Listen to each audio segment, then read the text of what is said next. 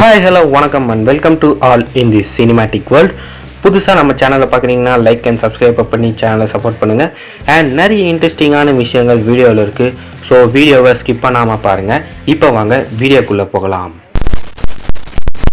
So இனி நம்ம சேனலில் எதை பற்றி பார்க்க போகிறோன்னா, டேரக்டர் சுந்தர் சி அவரே டைரக்ட் பண்ணி நடிச்சிருக்க படம் தான் அரண்மனை பார்ட் 4.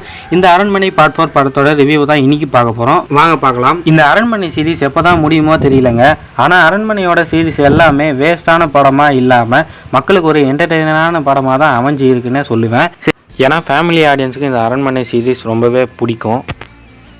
சரி, அதெல்லாம் ஒரு ஓரமாக வச்சுட்டு இந்த அரண்மனை 4ஓட ஒன்லைன் ஸ்டோரி என்ன அப்படின்றத மொத்தமாக சொல்லிடுறாங்க. இந்த படத்தோட ஒன்லைன் ஸ்டோரி என்ன அப்படின்னு பார்த்தோன்னா, டைரக்டர் சுந்தர் சி ஒரு லாயராக இருக்காரு. அவரோட தங்கச்சியாக நம்ம தமன்னா இருக்காங்க. 10 வருஷத்துக்கு முன்னாடி தமன்னா ஒருத்தரை லவ் பண்ணி வீட்டுக்கு தெரியாமல் ஓடி போயிடுவாங்க. அதுக்கப்புறமா 10 வருஷம் கழித்து தமன்னா தற்கொலை பண்ணி இறந்து போயிட்டாங்கன்னு நம்ம சுந்தர் சிக்கு தெரிய வருது. என் தங்கச்சி தற்கொலை பண்ணி சாக மாட்டா அப்படின்னு சொல்லிட்டு நம்ம சுந்தர் சி கோவப்பட்டு எதுக்காக தமன்னா இறந்து போனாங்க அப்படின்றத இன்வெஸ்டிகேட் பண்ணுவார் நம்ம டைரக்டர் சுந்தர் சி.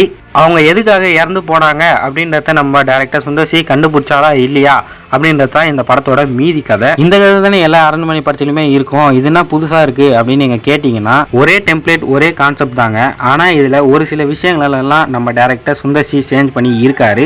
அது என்ன அப்படின்றத ஒன் பை ஒன்னாக பார்க்கலாம். அண்ட் இந்த படத்தில் நடிச்சிருக்க எல்லாருமே அவங்கவுங்களுக்கு கொடுத்த கேரக்டரை கரெக்டாக பெஸ்ட்டாகவே பண்ணியிருக்காங்கன்னு தான் சொல்லுவேன். நம்ம டைரக்டர் சுந்தர் சி அவரோட ஆக்டிங் பெர்ஃபார்மன்ஸுமே பெஸ்ட்டாகவே இருந்தது. ஆனால் எதுக்காக அவர் இந்த படத்தில் வக்கீலாக வந்தாருன்னு தெரியல.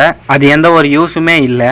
ஒருவேளை இன்வெஸ்டிகேட் பண்ணதுக்காக இந்த படத்தில் வக்கீலாக நடிச்சாரோ என்னவோ தெரியலங்க. அண்ட் நம்ம ஆக்டர் தமன்னா அவங்களோட கேரக்டருமே ரொம்ப சட்டிலாக பெஸ்ட்டாக நடிச்சிருந்தாங்க.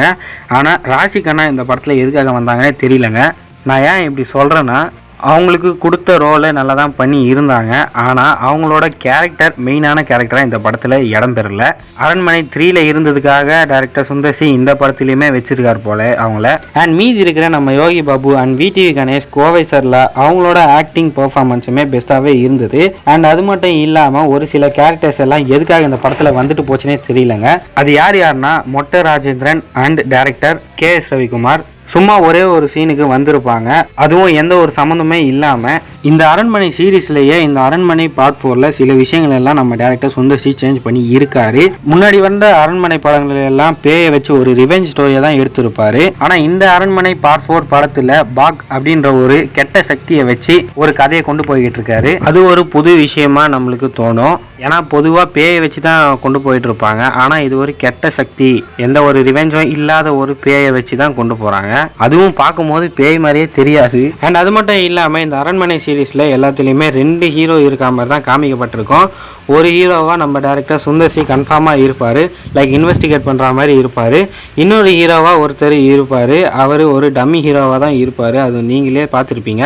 ஆனால் இந்த அரண்மனை பார்ட் 4 படத்தில் ஒரே ஹீரோ தான் இருக்கார், அது நம்ம டைரக்டர் சுந்தர் சி தான்.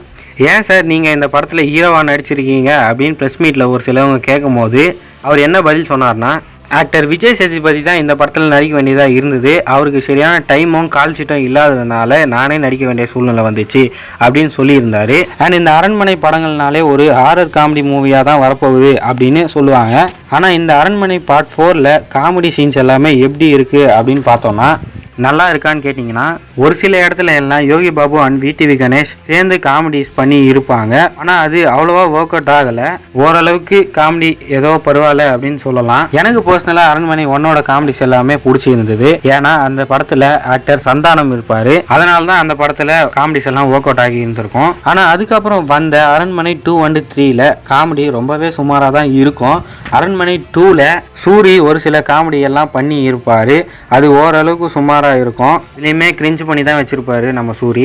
அதே மாதிரி அரண்மனை 3லுமே யோகி பாபு அண்ட் விவேக்கோட காமெடி ஓகேவா தான் இருக்கும். சுந்தர்சியோட படங்கள் எல்லாமே காமெடி அப்படின்ற விஷயம் ரொம்ப சூப்பரா இருக்கும். நான் சொல்றது, அவரோட டைரக்ஷன்ல வந்த பழைய படத்துல எல்லாத்துலயுமே காமெடிஸ் நல்லா தான் இருக்கும். ஆனா இப்போ அவரோட படத்துல வர காமெடிஸ் எல்லாமே கிரிஞ்சஸ் அதிகமா தான் இருக்கு. அதை டைரக்டர் சுந்தர்சி மாத்திக்கிட்டாருன்னா நல்லா இருக்கும். அண்ட் இந்த படத்தோட கதையை சொல்லியிருக்க விதமுமே நல்லா இருந்தது. பேய்க்கு எந்த ஒரு ஃப்ளாஷ்பேக்குமே இல்லாமல் படத்தோட ஸ்டார்டிங்கில் இருந்தே கதையை கொண்டு போயிருக்காங்க. அது இந்த படத்தில் ஒரு பாசிட்டிவ்னே சொல்லலாம். ஆனால் கதையை நான் லீனியராக தான் சொல்லியிருக்காங்க. அந்த ஆன்லீனியராக சொன்ன விதம் ஏதோ ஓரளவுக்கு ஒர்க் அவுட் ஆகி இருக்கு. ஏன்னா இந்த படத்தை பார்த்துக்கிட்டு இருக்கும் போதே இந்த படத்தோட கதை என்ன அப்படின்றத ப்ரிடிக்ட் பண்ண முடியுது, அடுத்து என்ன நடக்க போகுது அப்படின்றத. அண்ட் இந்த படத்தில் எடிட்டிங் அண்ட் விஎஃப்எக்ஸை பொறுத்த வரைக்கும் இந்த படத்தில் ஒரு மெயினான ரோலை ப்ளே பண்ணியிருக்குன்னு தான் சொல்லுவேன். ஏன்னா ரொம்பலாம் இல்லாமல் இந்த படத்துக்கு என்ன தேவையோ அதை பெஸ்ட்டாகவே பண்ணி இருக்காங்க. முந்தைய அரண்மனை படத்தில் எல்லாம் பேய் திடீர்னு வரா மாதிரி காமிக்கப்பட்டிருக்கோம். ஆனால் இந்த படத்தில் அவ்வளோவா எந்த ஒரு பேய் சீக்வன்ஸுமே காமிக்கப்படலை, எந்த ஒரு கொடூரமான மூஞ்சுமே இந்த படத்தில் அமைக்கலை. அண்ட் செட்டு போட்டு ஒரு சில சீன்ஸை தான் எடுத்திருக்காங்கங்க. அதை கண்டுபிடிக்கிறதுக்கு கொஞ்சம் கஷ்டமாக தான் இருந்தது. நல்லாவே பண்ணியிருந்தாங்க அந்த செட் சீன்ஸ் எல்லாமே. ஒரு ஃபாரஸ்ட்டையே செட்டாக தான் போட்டு வச்சுருந்தாங்க. அந்த ஆர்ட் ஒர்க்ஸ் எல்லாமே நல்லாவே இருந்தது. இந்த படத்தில் சென்டிமெண்ட் அப்படின்ற விஷயத்த தான் காமிச்சு இருக்காங்க. அது ஒரு சில இடத்துல கிரிஞ்சுத்தனமாக தான் இருக்கு, இருந்தாலும் ஃபேமிலி ஆடியன்ஸுக்கு கனெக்ட் ஆகும். தனியாக போய் ஃப்ரெண்ட்ஸோடு பார்க்குறவங்க எல்லாருமே என்னடா இது அப்படின்ற மாதிரி தான் நீங்கள் பார்ப்பீங்க. நான் சொல்கிறது சென்டிமெண்ட் சீன் மட்டும்தான். அண்ட் சினிமாட்டோகிராஃபியும் இந்த படத்துக்கு என்ன தேவையோ அதை பெஸ்ட்டாகவே பண்ணி இருக்காங்க. கலர் சேச்சுரேஷனை கரெக்டாகவே யூஸ் பண்ணி இருக்காங்க. ஒரு டிஃப்ரெண்டான ஃபீலை இந்த படம் கொடுக்குதுன்னே சொல்லலாம். இந்த படத்தில் மியூசிக் அண்ட் பேக்ரவுண்ட் ஸ்கோர் எல்லாமே எப்படி இருக்குது அப்படின்னு நீங்கள் கேட்டிங்கன்னா ஓகே அப்படின்ற மாதிரி தான் இருந்தது. இப்போ பாதி தான் இந்த படத்துக்கு மியூசிக் பண்ணி இருக்காரு. அவரோட பழைய ஃபார்மில் இப்போ இல்லைன்னு தான் நான் சொல்லுவேன். ஏன்னா மியூசிக் எதுவுமே ட்ரெண்டிங்லேயே வரல, அவ்வளோவா நல்லாவுமே இல்லை. அவரும் இதுக்கு மேலே பெஸ்ட்டாக மியூசிக் பண்ணால் நல்லாயிருக்கும். ஆனால் இந்த படத்தில் கிளாமர் அப்படின்ற ஒரு விஷயம் படத்துக்குள்ளே இல்லைங்க. இல்லை இந்த படத்தில் வைக்க முடியல. ஏன்னா அந்த மாதிரி இந்த படத்தோட கதைக்களம் இல்லை. அதனால் படம் எல்லாம் முடிஞ்சதுக்கப்புறம் படத்தோட எண்டில் ஒரு சாங்கை வச்சு இருக்காங்க. ஆனால் அந்த சாங்கை ஆல்ரெடி வீடியோ சாங்காக யூடியூப்பில் போஸ்ட்டுமே பண்ணிட்டாங்க. டைரக்டர் சுந்தர் சி அந்த பாட்டை வச்சு தான் இந்த படத்தையே ப்ரொமோட் பண்ணி இருக்காருன்னு சொல்லுவேன். மொத்தத்தில் இந்த அரண்மனை பார்ட் 4 படம் எப்படி இருக்குது அப்படின்னு பார்த்தோன்னா ஓகே, ஒன் டைம் பார்க்கலாம். ஏன்னா சந்திரமுகிக்கெலாம் பார்ட் 2 அப்படின்னு ஒன்று எடுத்து மொக்கையாக பண்ணி வச்சுருந்தாங்க. ஆனால் நம்ம டைரக்டர் சுந்தர் சி அந்த மாதிரி எதுவும் பண்ணாமல் அரண்மனை அப்படின்ற ஒரு சீரீஸை எடுத்து தனித்தனியாக ஒரு கதையை ரெடி பண்ணி தமிழ் சினிமாவுக்கு ஒரு நல்ல படத்தை தான் கொடுக்குறாரு. அந்த வகையில் ஃபேமிலி ஆடியன்ஸுக்கு இந்த படம் ரொம்பவே பிடிக்க வாய்ப்பு இருக்குங்க. மறக்காமல் டைம் இருக்கும்போது போய் தியேட்டர்ஸில் செக் பண்ணி பாருங்கள்.